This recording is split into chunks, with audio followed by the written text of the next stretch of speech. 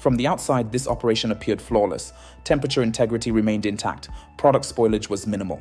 Customer service metrics exceeded expectations. Leadership believed the cold chain was fully optimized. Because inventory remained protected, executives assumed refrigeration costs accurately reflected operational requirements. Utility consumption was accepted as a fixed cost of maintaining product integrity.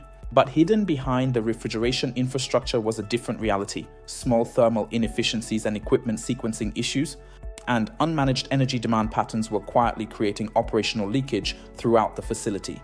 A forensic infrastructure review revealed that the challenge was not refrigeration performance, the challenge was infrastructure visibility. Once the facility's energy architecture was mapped, leadership could finally see where operational friction was silently accumulating. After optimizing refrigeration governance, energy procurement, and facility demand management, the organization recovered substantial annual savings while strengthening cold chain resilience. The greatest operational risks are rarely visible on performance dashboards. They hide within the infrastructure itself. Organizations that lead their industries do not merely protect product integrity, they understand the systems that support it. This has been the invisible bleeder intelligence briefing, because the greatest operational risks are often the ones organizations never see.